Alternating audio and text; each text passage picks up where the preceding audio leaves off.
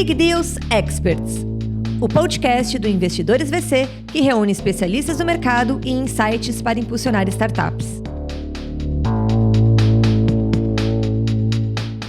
Olá pessoal, bem-vindo ao Big Deal Experts. Eu sou David Ledson. E eu sou Cristina Pinho. E a partir de hoje, nós teremos um encontro quinzenal com especialistas, experts de mercado, pessoas que nós vamos conversar sobre gestão, governança e o papel do advisor, conselheiro no mercado de startups. E hoje nós trazemos nosso primeiro convidado para essa sessão de expert, a Cláudia Elisa, que é muito minha amiga, é parceira do Conselho do Instituto Brasileiro de Governança Corporativa e tem muitas experiências hoje aqui para dividir com a gente sobre a vida dela, vida profissional, um pouquinho da pessoal, cultural e também de como é que a gente está lidando hoje com os conselhos das startups.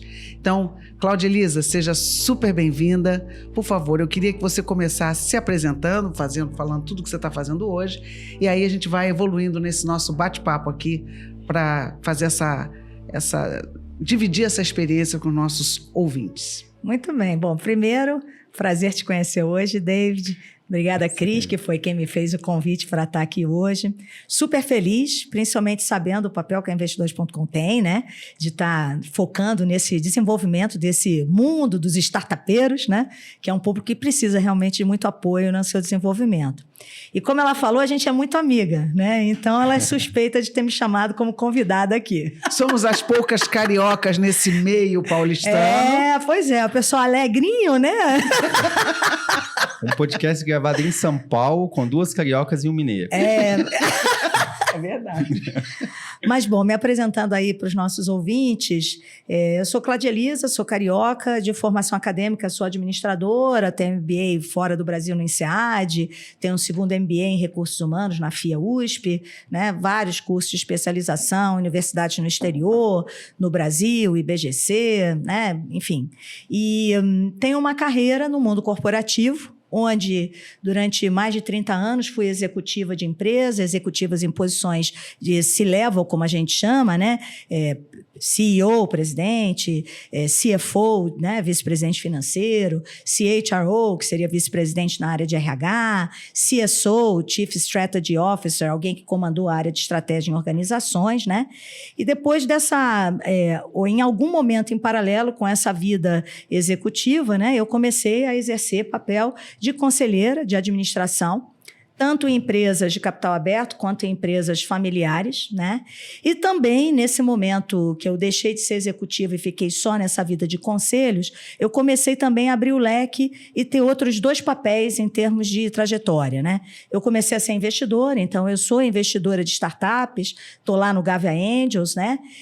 E mais recentemente sou co-founder de uma startup chamada Lia Bem-Estar, né? Uma startup na área de bem-estar integral, né? A gente talvez mais adiante aqui no podcast fale disso, né? E também tenho uma vida, eu diria, bem ativa no mundo digital, né?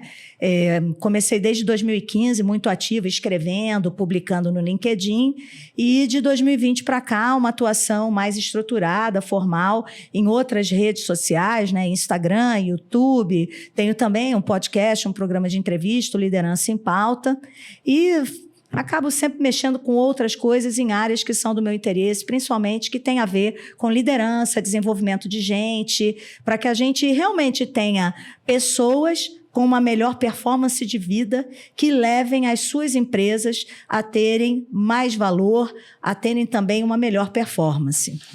Fantástico, Cláudia. Acho que os nossos ouvintes vão ter aqui... Hoje vocês vão ter muitas surpresas, porque a Cláudia, ela é multifacetada, gente. Essa mulher fez teatro, eu também fiz. É isso. Então, assim, aqui isso é de uma riqueza tão grande para a gente que é conselheira, o quanto que isso enriquece a nossa atividade, a nossa experiência, é uma coisa muito legal. E aí eu faço para você a seguinte pergunta, Cláudia: o que te levou a ser conselheira? Olha, Cris, eu confesso que quando a gente começa nesse mundo corporativo, e para mim foi algo natural, porque eu fiz administração, né? Então, o caminho natural é você ir para esse mundo de empresas, né? Corporativo. Ou era, talvez, no início da minha geração. Eu acho que hoje a juventude tem outros caminhos. Pode ser empreendedor, né? Ter a sua própria empresa. Muita gente querendo ser influencer só, né? Consultor. Mas eu diria que, assim, lá atrás, eu vim para esse mundo corporativo e nem sabia o que era ser um conselheiro, né? Eu fui ter o meu primeiro contato com um conselho de administração como executiva ainda, de 2008 em diante, né? Quer dizer, eu comecei a trabalhar em 1986, fazendo estágio. Em 2008, quando eu fui ser vice-presidente lá no Grupo Pão de Açúcar, depois de 17 anos que eu passei na Brahma, Ambev e Embev, né? Eu comecei a ter contato com esse universo. E eu observava que, assim, era muito legal o papel que esse órgão tem de estar ouvindo, fazendo boas perguntas, aconselhando, né? Fazendo mesmo um papel de algo que eu olhava o que eles faziam e como eu tive, assim, um privilégio de ter tido uma carreira de Ambev multifuncional, eu fui da área de finanças, eu fui da área de gente, eu fui da área de revendas, eu fui expatriada, eu fiz turnaround de várias operações, eu fui de área vinculada à área comercial, apoio comercial. Enfim, como eu tinha tido uma experiência profissional de ter atuado nessas diferentes áreas funcionais, eu via que esse papel do conselho de ter uma visão mais holística de um problema, do futuro, e poder fazer boas perguntas em relação a isso, eu via que isso tinha uma coisa bacana pela frente. Mas, no fundo, só aconteceu mesmo de eu pensar em seguir esse caminho quando eu tive o prazer de conhecer uma pessoa, que é o Anderson Birman, fundador da Arezzo, que me conheceu e me fez o convite para ser conselheira. Eu estou falando aí de abril de 2013, né? Sendo que naquele momento, assim, eu não só nunca tinha feito nenhum curso do IBGC, eu já conhecia o IBGC de nome, mas nunca tinha feito nem o curso lá, eu nunca tinha sido conselheira. E eu e outras 2 mulheres fomos ser, então, as 3 de 10 conselheiros que fazíamos, então, parte do Conselho da Arezzo. Então, foi isso. A tua razão, assim, é muito semelhante à minha, mas a minha se agregou a um trauma, digamos assim, né? Porque eu fiquei traumatizada com a governança da Petrobras, né? Eu passei por um momento muito difícil da minha vida executiva lá. E quando eu saí da Petrobras, eu falei, gente, sem governança, essas empresas vão falir. A Petrobras só não faliu porque era a Petrobras. Mas então aquilo me bateu muito forte. E aí, quando eu me aposentei, eu pensei assim, bom, como é que eu posso contribuir ainda para que a gente tenha empresas sustentáveis, empresas que sejam realmente, que se perpetuem, né? E façam o bem para a sociedade. Porque ninguém pode negar que uma empresa como a Petrobras faz um bem danado para a sociedade, pra caramba. né? Então, mas se ela falir, todo mundo perde. Exatamente. E aí eu resolvi me dedicar a isso, e abraçar a causa. Mas você também abraçou a causa, uma vez que você também é voluntária do Instituto Brasileiro de Governança Corporativa. Muito ativa lá. Muito ativa. E também um dos conselhos, né? Hoje, eu estou como conselheira em algumas empresas, 2 delas são trabalhos voluntários. Um é o BGC e o outro é a Beneficência Portuguesa aqui de São Paulo. E isso que você falou é muito interessante, né? Porque quando a gente é executivo, né, Cris, a gente ouve muito falar sobre gestão. A definição de indicadores, metas, o que a empresa vai alcançar no ano, o que é o planejamento estratégico, quais são as metas que a gente quer galgar nos próximos 3, 5 anos, né? Mas, no fundo, a gente sabe que o mundo da governança ele vai além, ele tem as estruturas, um conselho, os comitês de assessoria ao conselho, que salvaguardam quase que como o arcabouço onde os executivos vão estar atuando para entregar esses resultados e garantir a longevidade do negócio, né? Então, eu achei bacana, eu não sabia dessa informação. É isso mesmo. Trazendo um pouquinho desse contexto histórico que vocês ressaltaram, toda essa experiência, todas essas vivências em diferentes corporações, indústrias, estágios de maturidade diferente, empresas da economia real, da nova economia, de tecnologia ou não, quais foram ali os principais desafios ali que a Cláudia enfrentou e que te chamaram a atenção e falaram, isso me transformou numa profissional melhor, Uma profissional que consegue ter uma visão mais holística sobre os negócios e nas próximas empresas eu aconselharia diferente, baseado nessa experiência, nessa vivência. Então, ó, eu acho que assim, um desafio que todo mundo que escolhe um caminho, seja no mundo corporativo, como executivo, seja como empreendedor, seja como consultor, né? O que eu vejo que é assim, o maior desafio é a gente estar atento ao que cada estágio que a gente passa, seja num cargo, seja num estágio de maturidade de uma empresa, requer, às vezes, uma habilidade diferente. E não necessariamente o que nos levou até aquele ponto é o que vai ser necessário daquele momento para diante. E a gente está atento a isso. E realmente com uma predisposição de se desafiar, não ter medo. Porque às vezes, cara, dá realmente aquela sensação, nossa, eu já cramei pra caramba, novo desafio. É isso mesmo. Novos aprendizados. Então, por exemplo, quando eu olho minha carreira, quando era analista, eu percebia que era muito importante assim, essa visão da minha dedicação e do meu estudo nos conceitos técnicos, né? Eu sou uma analista financeira, eu tenho que saber fazer uma análise de uma valorização, eu tenho que entender um DRE, eu tenho que saber montar um Excel, são muitos conhecimentos técnicos no início da carreira. Quando você já vai para uma posição que é um líder de pessoas, você já passa um outro desafio, que é o desafio, por exemplo, de você até abrir mão um pouco do seu espaço para dar um espaço para o seu time. É um exercício, um aprendizado. Porque o que nos levou a virar gerente é alguém ter visto a gente. Então, a gente quer falar, a gente sabe a resposta, né? Mas aí é o momento da gente fazer através do time. E o time tem que saber falar e a gente tem que dar um step back, né? Um passo atrás. É um exercício de desprendimento, né? É um aprendizado, é um desafio. Conheço muita gente que não consegue passar daí e muitas vezes acaba sendo alguém que vai até para uma carreira mais especialista do que uma carreira de liderança, né? Eu sempre lidei muito bem com isso, né? E aí você vai para um outro estágio, que é o estágio que você vira um vice-presidente, um presidente de empresa, que aí, como é um funil mesmo, a minha visão, Davi e Cris, é que passam a imperar muito do que são essas habilidades do trabalho colaborativo. Eu soft brinco skill, assim, o soft skill, né? Que a gente hoje usa esse termo. Mas é assim, gente, eu não vi ninguém virar vice-presidente ou presidente, que é aquela partezinha lá em cima, que não seja alguém que você quer e se sente motivado a chamar para tomar chopp. Eu brinco assim, que é uma metáfora para dizer o seguinte: não pode ser alguém que vai ser um elemento destoante daquele grupo, porque aquele grupo é quem dá o tom do topo, o tone from the top. Como management team, né? Como time de gestão. Então, como é que você faz se você não tiver uma coisa um pouco mais harmônica? Eu não estou falando que é gente que não questiona. O que eu estou falando é que é gente que, mesmo questionando, consegue compor e criar um ambiente de confiança. Então, eu vejo que isso é uma habilidade muito importante quando você vai para, né, uma alta posição. E quando você vira conselheiro, cara, eu percebi o que eu tinha aprendido como executivo, ou como executiva de carreira, não me ajudou a ser a melhor conselheira de cara. Eu agradeço até hoje o Anderson Birman, porque ele teve uma paciência de Jó, como chairman lá da Arezzo, né? Lidando com alguém que, como eu, estava tendo aquela primeira experiência.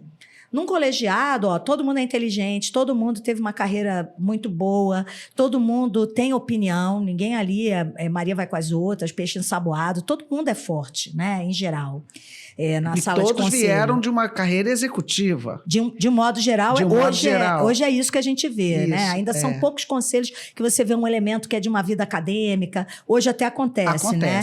Mas assim, na minha origem lá, em 2013, há 10 anos atrás, a maioria era tudo gente que seguiu uma carreira e pessoas que, às vezes, viraram presidente. Então, eu me lembro, no meu conselho lá da Arezzo, eu acho que, assim, dos 10 elementos que nós éramos, 8 eram ou tinham sido presidentes de empresa. Então, era meio que um caminho que você buscava ter, porque senão você não estava qualificada, né? Ou qualificado para essa posição. Mas aí são outros desafios. É um desafio de uma melhor audição, de uma excelente leitura de cenário, porque o objetivo daquele colegiado é recomendar algo que faça sentido, é chegar a um consenso. E aí você, muitas vezes, se você não está atento, assim, pô, mas essa pessoa está discordando, mas Qual o motivo? Da onde essa pessoa está vindo com essa objeção, né? E se você não tiver esse interesse genuíno em entender o outro, cara, não vai. Isso toma tempo, isso demanda muitas vezes muita conversa, que não é uma habilidade, às vezes, do mundo executivo. O mundo executivo é entregar, é quem aperta primeiro o botão, né? É o curto prazo, E né? é ter que entregar a meta do ano. Então, são habilidades diferentes. Então, na sua pergunta, você fez muito da pergunta da questão dos conhecimentos técnicos. Eu não tenho dúvida, em qualquer momento, em tudo que a gente faz, a gente é um eterno estudante, né? Bem naquela coisa do aprender, desaprender, reaprender, a gente sabe disso, né? Mas eu acho que essa leitura, assim, de que o que me trouxe até aqui não é o que vai me levar adiante, é uma constatação de um desafio constante que a gente tem que estar bem consigo própria para a gente conseguir enfrentar isso com leveza. É o chá, né? Conhecimento, habilidade, atitude, mais vivência, experiência. É isso aí. Isso que vai fazer essa Eu diferença. acho que o chá devia ter mais um A, sabia? De adaptabilidade. Gosto. Eu acho que isso é muito importante para um conselho. Não, vamos dizer que é mais importante até para a nossa vida. Isso. Então, você entender o mundo que ele está vivendo, para você lidar melhor com seus amigos, com seus filhos, né? Com seus pares. E eu vejo hoje também, Cláudia, uma dificuldade grande de pessoas assim da minha idade de se adaptarem a esse mundo novo, sabe? Também vejo. Estão sofrendo, mas estão sofrendo tanto e se apresentam com uma carga de preconceito muito grande Sim. desse mundo que está demandando eles. Agora, tu imagina isso para um conselheiro. O cara decidiu ser conselheiro. Ele quer contribuir. Então, o lifelong learning, que a gente sempre fala, né, que o conselheiro tem que estar estudando, eu acho importantíssimo. Mas é importante que o conselheiro olhe o seguinte, tá bom, o que esse aprendizado está trazendo para mudar a minha atitude? Para eu me adaptar e para eu entender que caminho ele está fazendo. Então, isso daí eu acho que é também fundamental. Agora, isso que você falou, Cris, eu vejo que, assim, as pessoas com mais experiência, esse é um exercício que eu faço. A gente não é tão diferente assim em idade, né? Então... não Ela somos. é tão boazinha. Então, assim, a verdade é que a gente vai colecionando experiências e, assim, eu tomo um cuidado enorme quando eu estou numa reunião de não é falar assim, não, gente, porque eu em 1800, ou 1900 e tanto, 2000, eu vivi e você acha que o que você viveu vai se repetir ali. Só que são outros tempos, outras circunstâncias, outras pessoas, o problema não é o mesmo. E o que eu vejo é que, para esses conselheiros, é uma adaptabilidade, mas que, para mim, vem muito junto com um aspecto de humildade, para não se achar a última bolacha do pacote, porque eu já vivi pra caramba, e boa autoestima. Com uma dose grande de autocompaixão mesmo, de entender, assim, claro, não vou ser bom em tudo, né? Tudo bem. Tá tudo bem, né? Então, eu acho que esses elementos andam bem juntos. Humildade, adaptabilidade, boa autoestima, menos autojulgamento, mais autocompaixão, né? Consigo próprio, de não se cobrar tanto. Eu acho que tudo isso vem junto e é o diferencial de quem vai ajudar muito em posições de advisor.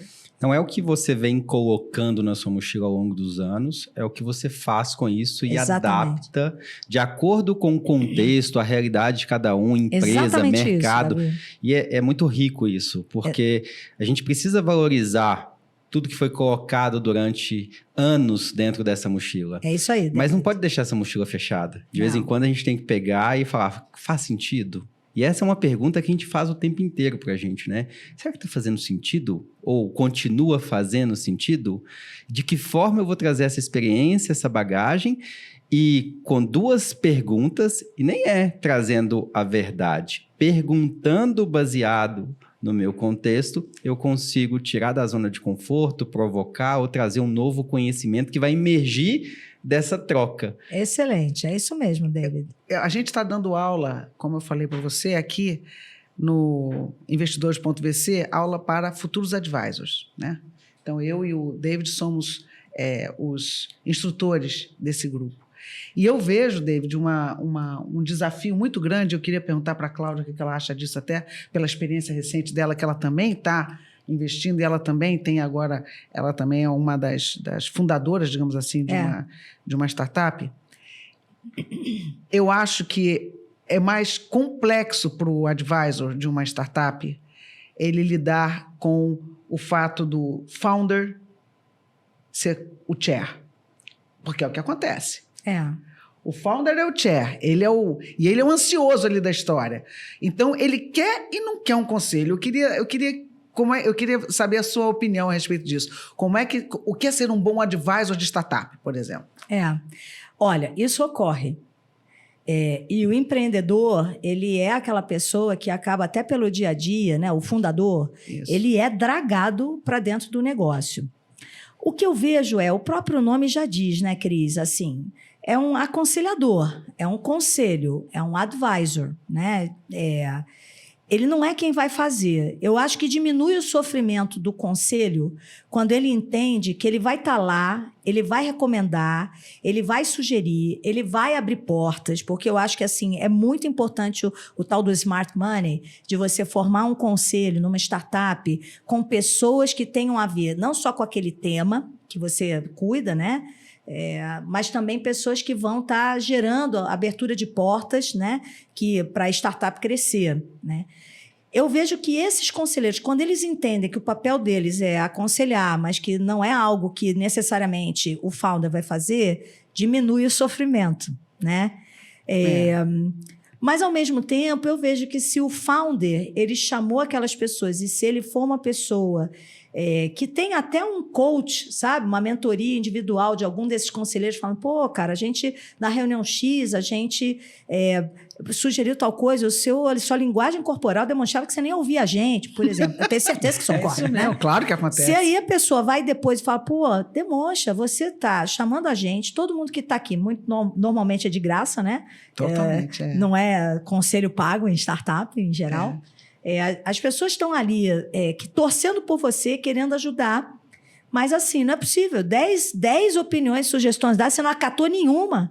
Então, às vezes, a diferença entre remédio e veneno é a dose.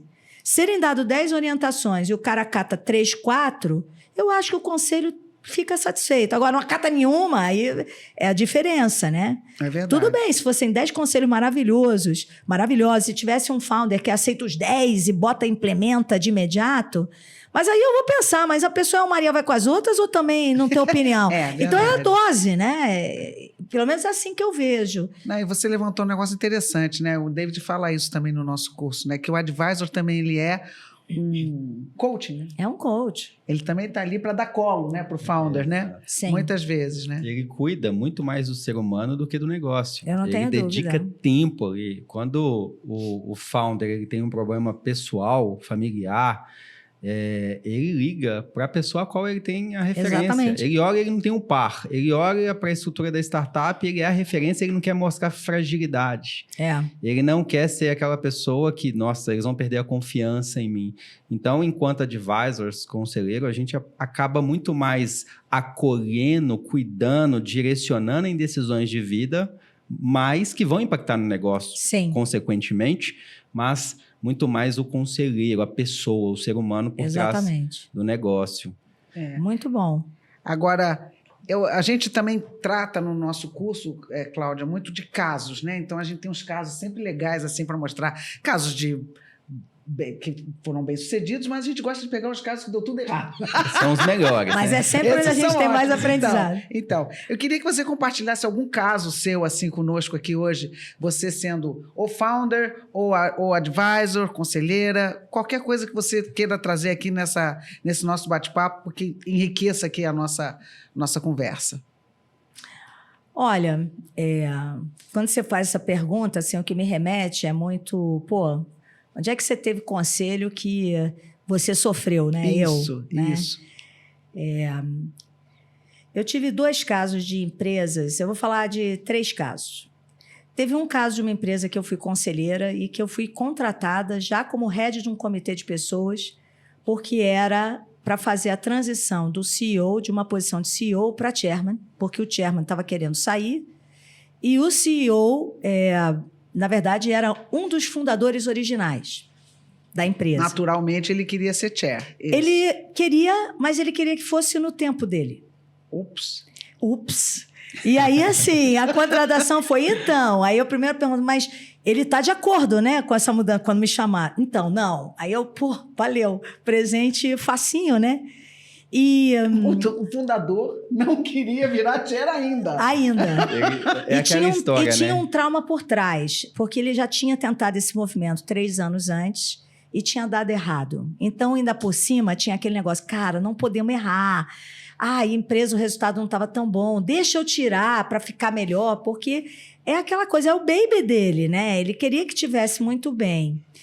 E aí, Cris, você me perguntar, para mim era um desafio, porque eu percebia nas conversas que ele não queria fazer ainda essa transição, e eu tinha o chairman e o restante dos meus pares no conselho me cobrando para acelerar e colocar estrutura nesse processo, para a escolha do próximo CEO, né, e fazer essa transição. E eu ficava dormindo e acordando pensando, puxa, gente, que argumento eu vou usar que convença a pessoa? Mas você, só um instantinho, você já estava convencida de que era a hora dele sair? Eu estava. Eu ótimo. estava porque eu achava que, assim, de fato, ele era melhor pessoa, até pela posição e exposição que ele tinha no Brasil como chairman, do que como CEO, né? E aí, assim, um dia eu acordei de manhã e me veio um estalo de uma frase que eu gosto muito de desenvolvimento humano, que é: você está onde você se coloca. E a verdade é que esse cara é um guru, ele já era um guru. E ele se colocava num papel muito menor do que o que ele representava.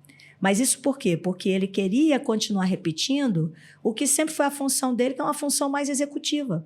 Mas ele já era uma pessoa com uma proeminência tão gigante na área dele, que as pessoas queriam ouvir ele falar sobre as suas histórias. Ou seja, ele estava se colocando num lugar menor do que o que ele poderia se colocar. E isso um dia eu acordei de manhã e veio, marquei um café e falei isso. Que legal. No dia seguinte, ele mudou e falou, vamos fazer o cronograma. Olha, então, para mim, parabéns. ó, fico até arrepiada, porque realmente eu acho que essas coisas que às vezes vêm de um dormir, noites a fio, dormindo e acordando, pensando como é que eu soluciono isso. Porque você tem que encontrar a via que seja o que toque o coração da pessoa. E eu acho que não é a mente, entende? Essas mudanças e tal. E, enfim, era parte do meu papel. Esse eu acho que foi um caso muito bacana que eu vivi e que a gente conseguiu. E, de fato, o presidente que assumiu fez. Ele já está na posição, está até hoje na posição, já fazem 5 anos. E é uma pessoa que, nesses últimos 5 anos, multiplicou por 6 o valor dessa empresa. Que maravilha. Nossa, é um executor mesmo. Não, é um cara com capacidade sangue, jovem, entendeu? Porque, gente, a gente sabe, né? Para ser CEO, tem que ter, assim, não só estofo, mas a vontade de trabalhar, não sei quantas horas de dedicação, né? Então, isso orna mais com alguém, às vezes, um pouco mais jovem. Talvez alguém com 60 anos está numa fase da vida que é mais se relacionar e não necessariamente executar e estar com a barriga no balcão, como eu brinco, né? Agora, eu gostei muito do exemplo e que o que estava claro para todo mundo. Precisava da transição. Sim. O como teve uma frustração passada que gerou alguns traumas e dificultou o novo como. É isso aí. E o quando só aconteceria se conseguisse resolver o novo como. É isso. E você trazer um elemento, e esse elemento não surge do nada. A sua experiência, a sua bagagem, a sua história, tudo que você construiu ao longo do tempo, você conseguir achar o ângulo certo para a conversa no dia e explicar para que ele proponha a data de solução. Agora, isso é muito rico, isso né? Agora, esse foi um caso que deu super certo. Aí eu tenho um segundo caso que, assim, é uma outra empresa, onde eu fui conselheira. E o chairman era muito parecido comigo de personalidade em termos de coragem. É uma pessoa com opiniões muito divergentes das minhas, às vezes, mas alguém que aceitava o desafio intelectual. Sabe aquela pessoa, assim, com uma super honestidade intelectual? O que, para mim, é ótimo, porque era da natureza do chairman e é da minha natureza não levar as coisas para o lado pessoal. Vamos debater aqui, depois a gente sai, não estamos inimigo, né? Vamos jantar junto, almoçar junto, tá tudo certo, né? E como ele percebia que eu tinha essa característica mais de coragem e, relativamente para os meus pares no conselho, eu era mais nova, então eu ainda fazia, até hoje, eu faço Excel, PowerPoint. Normalmente, às vezes, as pessoas no conselho já não estão muito nessa vibe, né? Nessa vibração. Tinha 2 temas dentro da pauta de transformação do negócio e eram temas assim muito relevantes que poderiam, inclusive, trazer a disrupção e a finalização do negócio. E esse conselho de 9 pessoas não tinha um alinhamento com relação a esses 2 temas. Ele me elegeu líder de um grupo de trabalho com pessoas de dentro, pessoas de fora. Primeiro, a gente solucionou um tema e foi atrás do alinhamento do conselho. E depois, a gente começou a trabalhar um segundo tema e foi atrás do alinhamento do conselho, né? Quando eu falo assim, a gente conseguiu chegar nesse alinhamento, mas eu vou lhe dizer, me deu muito trabalho. Com horas dedicadas, porque existe algo quando você tem um conselho que, de um modo geral, os membros estão juntos há muitos anos, que se cria um viés inconsciente chamado group thinking, né? Isso. Que é assim, todo mundo pensa igual. E aí, de repente, chega um elemento que sugere algo diferente, né? Ou uma nova perspectiva. Então, me tomou muito tempo, porque tinha pautas e temas ou discussões que eu ia trazendo em público, e tinha momentos que eu tinha que marcar conversas individuais para as pessoas. Mas, gente, era muito louco. Quando estava no individual, 1 a 1, com os outros 8 membros, eu conseguia capturar e parecia que todo mundo estava indo numa mesma direção. Quando juntava os 9 juntos, parecia que não tinha consenso nenhum. O que vocês imaginarem, eu fiz. Eu fiz conversa com o emocional, eu fiz planilha de Excel somando os votos para que todo mundo percebesse estatisticamente o que era a opinião de cada um. Eu fazia resumo do que cada um dizia. Eu fazia, assim, eu fiz, tanto na abordagem do tema 1 como tema 2, assim, abordagens bem diferentes. A companhia conseguiu alinhavar um consenso de um caminho a seguir, né? Mas chegou um momento que a gente fez um momento de avaliação dos membros do conselho. E eu não fui bem avaliada pelos meus pares. Então, assim, quando eu olho isso, eu fico pensando, cara, em que eu errei, não, seria um erro se eu não pensasse algo assim, eu poderia ter feito algo diferente, e eu reconheço que eu poderia ter feito coisas diferentes, sabe? A maneira incisiva em que muitas vezes eu entrava, né? Porque você vai perdendo a paciência. Quando você vai, hora dedicada, e não vem no tempo, às vezes, que você acha que já deveria estar todo mundo em consenso, tem que ter uma resiliência muito grande. Eu olho em retrospectiva, eu acho que em alguns momentos eu deveria ter pedido ajuda ao chairman, eu deveria ter não achado que eu era a dona da solução, porque aí vem um pouco do cacuete do executivo. Não, o cara me deu o job de fazer essa transformação, tenho que resolver. Aí você não pede ajuda, todo mundo te odeia, quando na verdade, assim, eu só sou mais um elemento dali, né? Então, assim, eu acho que as circunstâncias nesse conselho em que eu liderei essas 2 frentes, né, elas não facilitavam o trabalho, mas eu também acho que, por incrível que pareça, eu me levei muito a sério. Eu demandei de mim algo que eu não precisava ter demandado tanto. Esse foi o meu aprendizado. Se eu não tivesse demandado tanto de mim, de ter que consertar e chegar ao consenso de todo mundo, e tivesse pedido ajuda ao chairman, porque num conselho sempre tem aquelas pessoas que são elementos de influência. Eu não usei essas pessoas. Então, por isso que eu falei, o outro eu acho que caminhou muito bem, o exemplo que eu dei antes, né, dessa mudança. Essa, por exemplo, eu acho que eu tive aprendizados, né, que eu tento levar para adiante, né, aonde estou em conselho ou em outros conselhos que eu vou ter um dia. Eu acho que no primeiro exemplo, Cláudia, você foi muito bem sucedida porque você é muito generosa.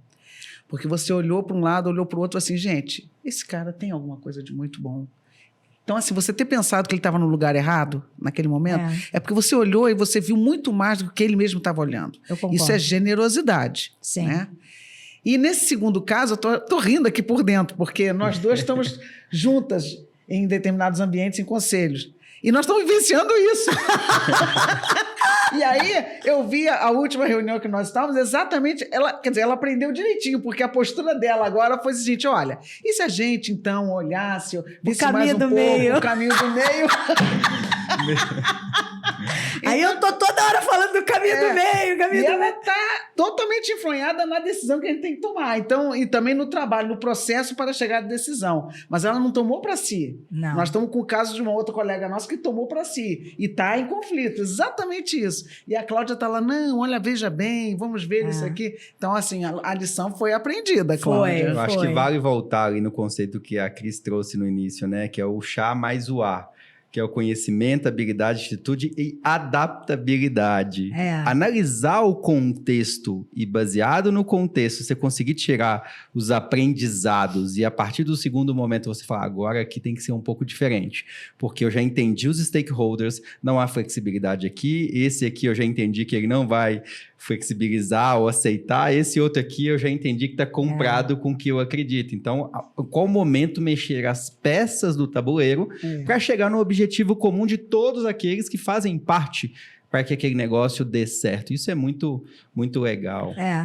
E eu, assim, aproveitando o dado público aqui, eu acho que, assim, a história da Lia, né, que é essa startup aí que eu estou como co-founder, ela é uma história bem interessante de muitos momentos assim, de decisão, de dizer não, de dar novos rumos, que é típico numa startup, é o pivotar, é tudo que a gente fala.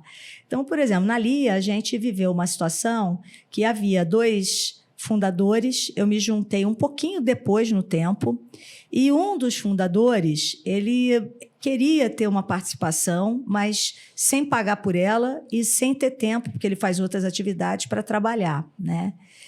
E talvez houvesse nele um erro de expectativa, sabe? Ele é muito valioso, uma pessoa maravilhosa, nosso amigo até hoje, mas ele talvez tivesse uma leitura, né, do que era necessário para a Lia naquele momento, muito diferente da minha sócia, Marina, e meu.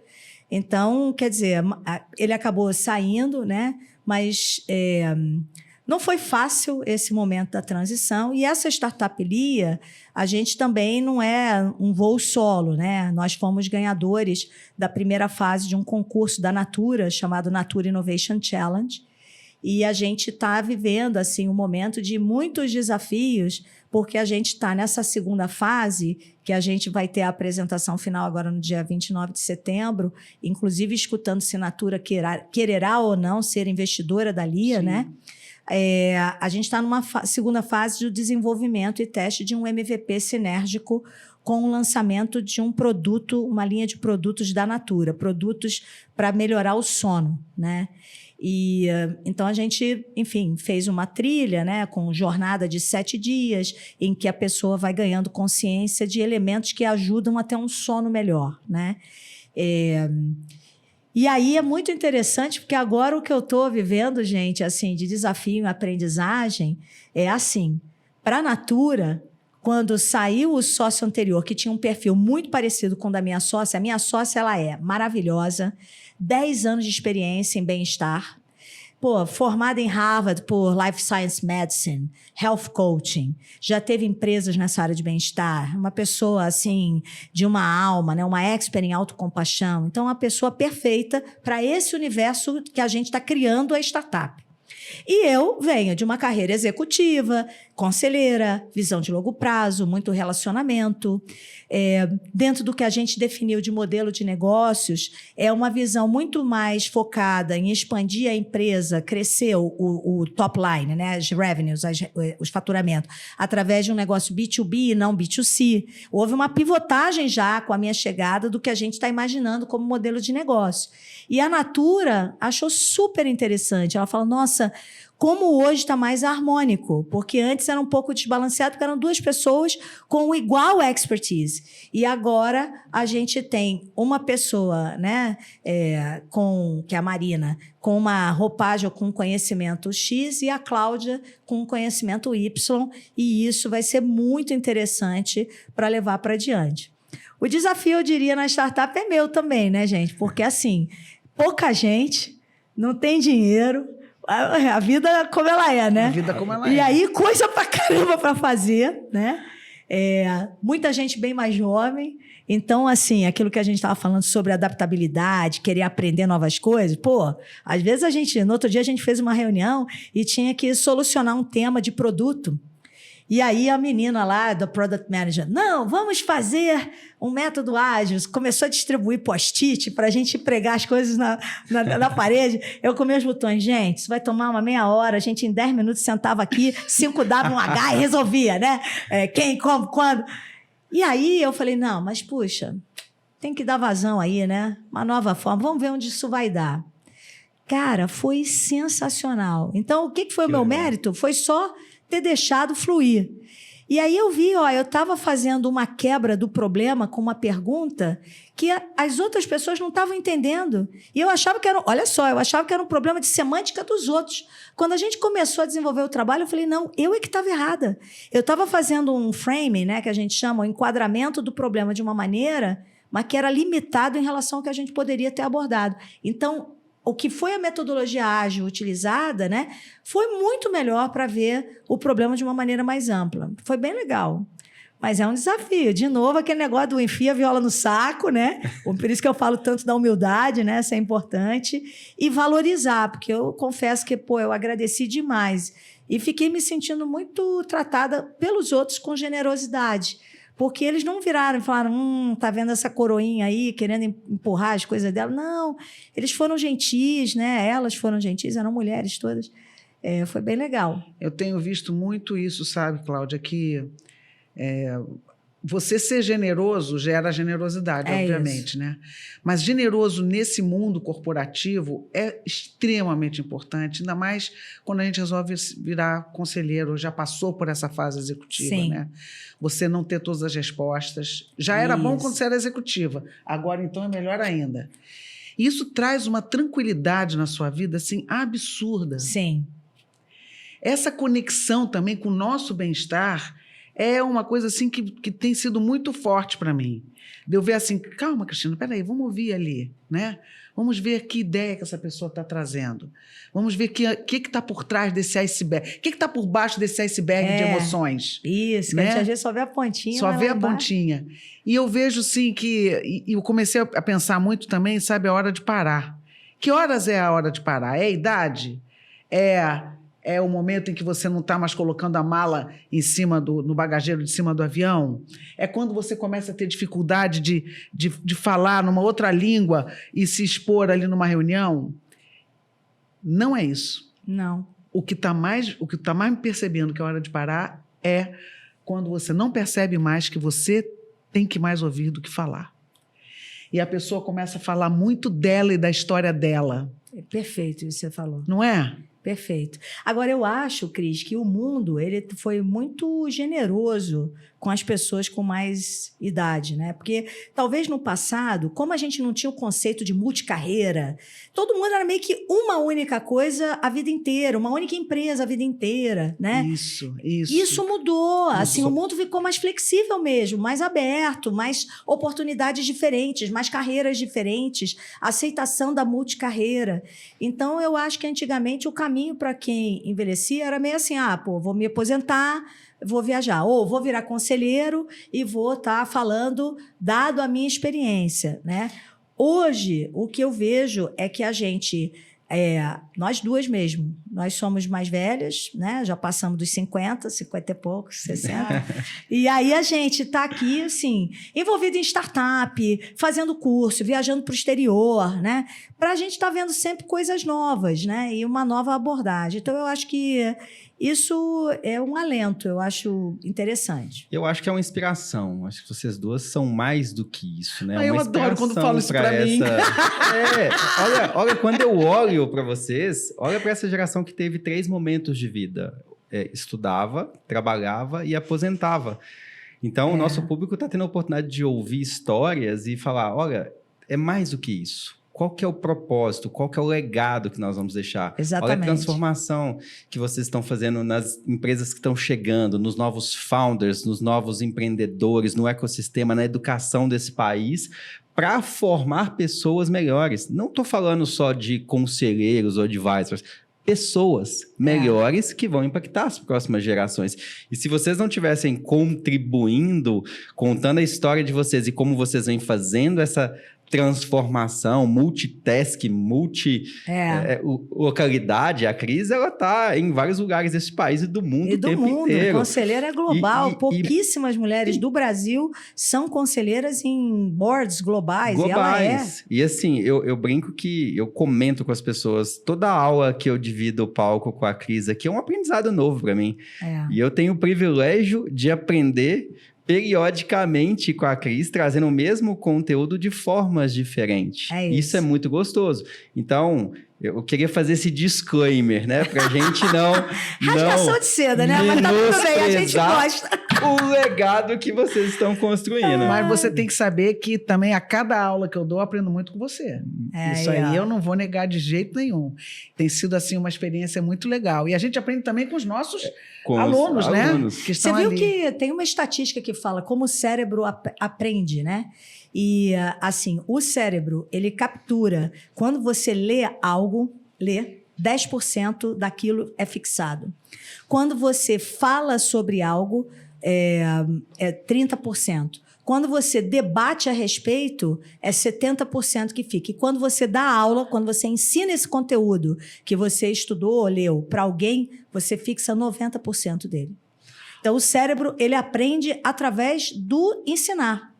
Né? Interessante isso. É uma por estatística isso que a gente não vê neurociência. professor Lelé, né? Não. Todo mundo bom pra caramba de cabeça. Todo mundo. Você pega lá o bichinho de 80, 90 anos. Se ele não morreu de outra doença, o bichinho tá com a cabeça boa. Tá. Continua contribuindo. Mas não é um É isso exercício, assim... E essa é uma pergunta, né? Acho que vocês duas poderiam contribuir com a resposta. Como manter essa chama acesa, desse propósito, dessa vontade Você de quer mesmo que eu transformação? responda? Muito hormônio. Os hormônios ajudam, né? Ajuda muito. Fica A gente estava dica. falando sobre isso. Mas assim, ó, como eu acho que você mantém a chama acesa, eu diria assim, tem momentos na nossa carreira, nem sempre eu fiz tudo o que eu queria fazer. Tem muitos momentos, e eu sei que isso ocorre com qualquer um, em qualquer carreira, executivo, empreendedor ou consultor. Não é sempre que a gente faz tudo que a gente gosta. E para a gente saber o que a gente quer fazer, a gente tem que saber o que a gente não gosta e não vai fazer. E a gente tem que falar o seguinte, ó, eu gosto disso e disso. O que é mais também, assim... a ver com um novo momento de vida, né? Ou uma nova etapa que eu quero, né? Por exemplo, eu estou numa etapa agora que eu não quero trabalhar mais o que eu como executiva. Gente, eu já tive turnaround de empresa como executiva de ter que trabalhar 15 horas por dia, vários dias em seguida, né? Eu não sei se eu quero isso hoje para mim. Eu gosto, porque eu gosto da adrenalina e os hormônios ajudam a se manter, né, com a adrenalina lá em cima, né, animada. Mas, ao mesmo tempo, eu vejo que, assim, eu quero poder viajar uma sexta, sábado, domingo, eu quero poder ver, né, meus filhos, ainda não tenho neto, mas querer curtir meus filhos. Então, eu acho que a gente perceber o que são as nossas paixões e a gente ter consciência disso e procurar ir mais para esse lado, afora o que você já falou, David, de deixar um legado, é muito mais, né, ouvir, mas também a gente compartilhar com generosidade. Eu acho que isso tudo ajuda, né? Da Se gente manter aprendendo, saber, né? Quando você está exposto exatamente. ali ao contexto, ao cenário, você está sempre aprendendo. Isso é muito Sim. gostoso, é gratificante. Essa fase da vida que a Cláudia falou, eu estou muito feliz com a minha fase também, justamente por causa disso. Essa última parte, primeiro, eu sempre gostei muito de estudar e eu não tinha tempo. E agora eu abri um espaço na minha vida para ler, para estudar, para fazer as jornadas que nós fizemos agora. Passamos 10, 11 dias fazendo uma jornada, entendendo a governança no Reino Unido. Isso foi muito legal. Foi. E conversando com os nossos colegas ali, compartilhando experiências. Então, o aprender, o estudar, é uma coisa que agora eu tenho tempo na minha vida e que me deixa muito motivada. E ainda mais motivada que isso, que eu vejo que o que eu passo, as pessoas querem ouvir. Então, você saber o seguinte, mas as pessoas querem ouvir o que a Cristina tem para dizer. Isso te dá um reconhecimento, assim, muito legal. E eu não estou falando de participar de conselho, não. Estou falando de palestra, estou falando de uma pessoa que você vai ajudar, uma pessoa que quer ouvir você falar. Existe isso. Então, esse reconhecimento de, não, eu quero ouvir a Cristina falar sobre esse assunto, é um motivador enorme para mim. Cris, e tem algo que acho que a gente tem isso em comum. essa fome pelo aprender, pelo Isso. explorar, pelo novo, por conhecer. E isso vai só aumentando. Quanto mais você lê, quanto mais você pesquisa, quanto mais você troca, mais você quer, mais você anseia por explorar mais. É isso mesmo. E esse é um momento transformacional, né? Eu não vou falar da nossa geração, das nossas gerações. Não, mas você queria saber qual era a dica para você passar para a nossa geração, que se Deus quiser você vai fazer, porque a outra opção não é boa. Concorda? Exatamente. Eu adoraria chegar. Você adoraria chegar aos 64 anos da Cristina, né? Então, você estava perguntando qual é a dica. A dica, eu acho que ficou aqui para você, qual é a energia que nós temos. Você não precisa ser o hormônio, mas pode ser boas leituras. É isso. Saber o que a gente tem como paixão. Isso, saber o que você tem como paixão, exatamente. É isso aí. Muito bom. E o que você diria para você, enquanto profissional, Cláudia, há 10 anos atrás? O que você faria? Que você falou, isso eu gostaria de ter ouvido. Eu gostaria de ter conversado sobre isso, que isso me economizaria muita energia, tempo e vida se eu fizesse, se eu seguisse, se eu tivesse escutado.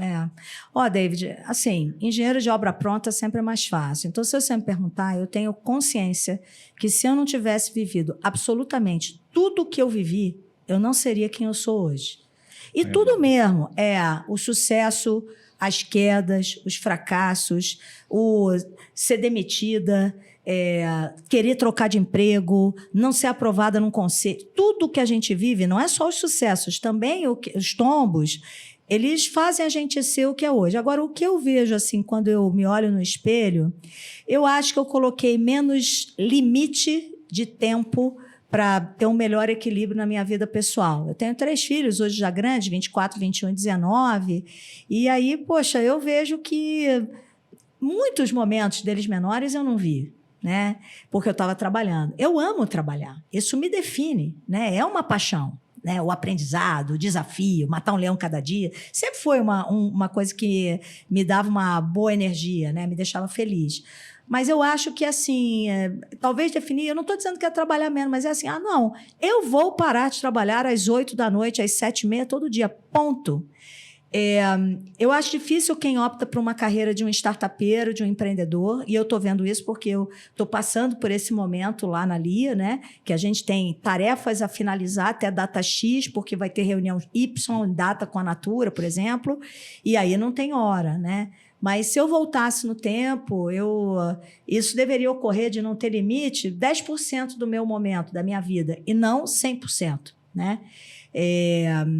Então, eu acho que isso eu teria dito para a Cláudia, né, de 10 anos ou de 20 anos atrás, assim, tudo bem, você gosta pra caramba de trabalhar, mas bota um horáriozinho, né, para você também ter um pouco dessa vivência, um pouco mais na família.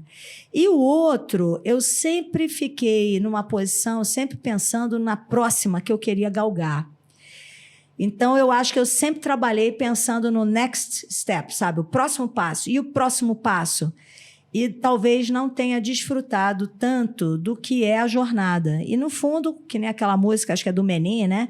Não se trata da chegada, mas da jornada e do caminho, né? É um pouco disso. Então, eu acho que eu teria tido... Eu me julgo uma pessoa levei, sou muito divertida, assim como a Cris, a gente é alegre, mas eu acho que eu podia ter me divertido mais realmente assim, ao longo do caminho do que eu me diverti. É muito rico isso, porque hoje eu tenho pensado muito sobre isso. Jura? Muito, muito. Porque não existe equilíbrio. Muito isso difícil. É uma dinâmico. falácia, é muito dinâmico a vida. A vida não é equilibrada.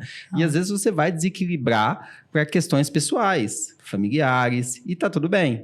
Mas, na maioria das vezes, a gente dedica muito mais tempo no desequilíbrio na vida profissional. E sempre pensando no próximo step, a gente comemora pouco, a gente se diverte pouco, apesar de achar que a gente se diverte muito, e a gente só percebe isso lá na frente. E aí você não tem como voltar. E se for muito lá na frente, é uma tragédia. Exato. Porque eu conheço pessoas que estão hoje com 80 anos de idade e que não tiveram esse clique de você curtir a jornada, e a jornada está no fim. Está no fim. Então, você deixou muita coisa para trás, porque você não teve sequer esse clique quando 40 anos, ou 45 anos, ou 50. Então, se você já está começando a ter esse clique, você está num bom caminho. Mas você sabe, David, a gente falou que ia falar um pouquinho também de coisas pessoais, né?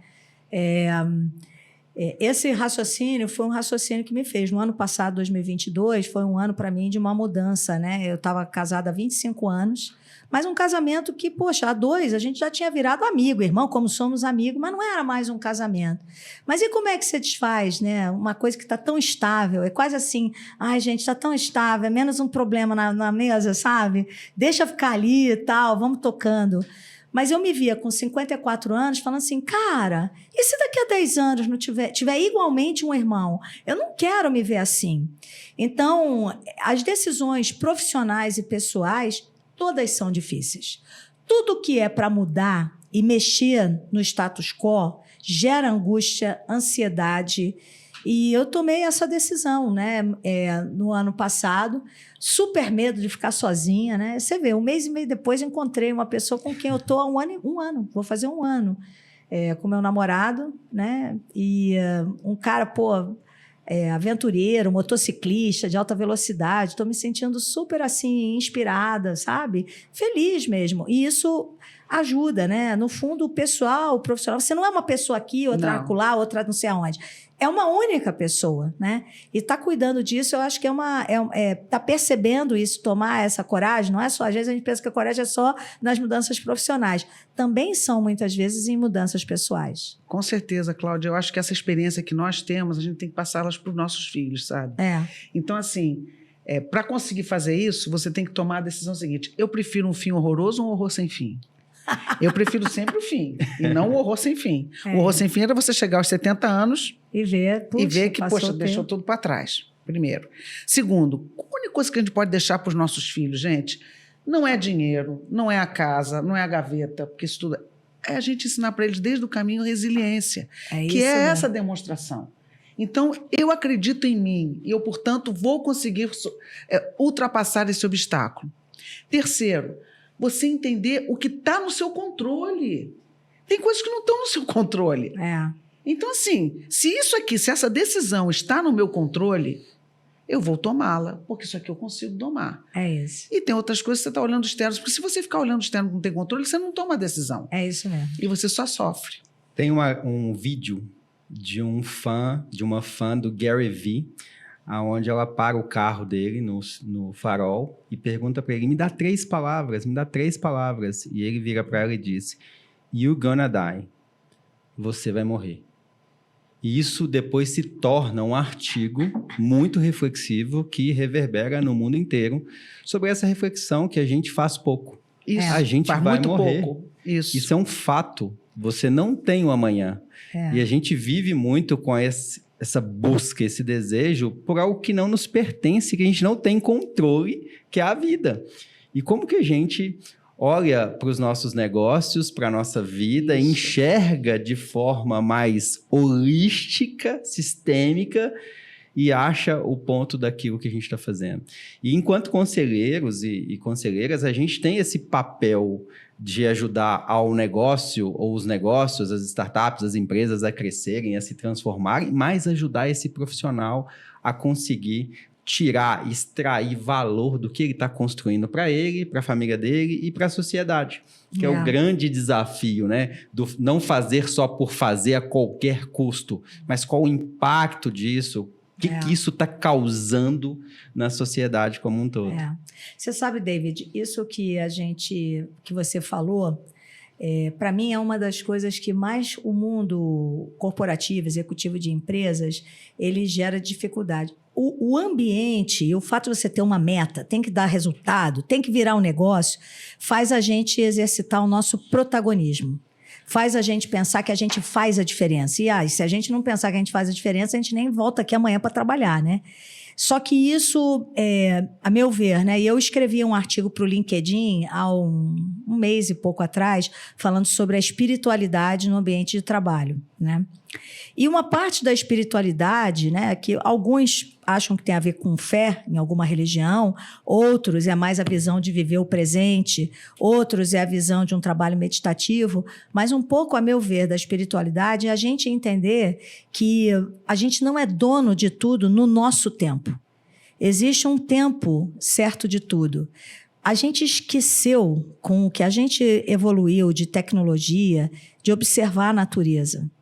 A natureza, se você observar uma árvore, a fruta dá no tempo. Se você colhe antes, ela está verde. Se você colhe depois, ela está madura. É uma observação, assim, eu estou, assim, talvez viajando um pouco, né? Mas para mostrar algo no mundo real, mas que tem tudo a ver com algo que a gente deveria pensar na nossa atitude do dia a dia.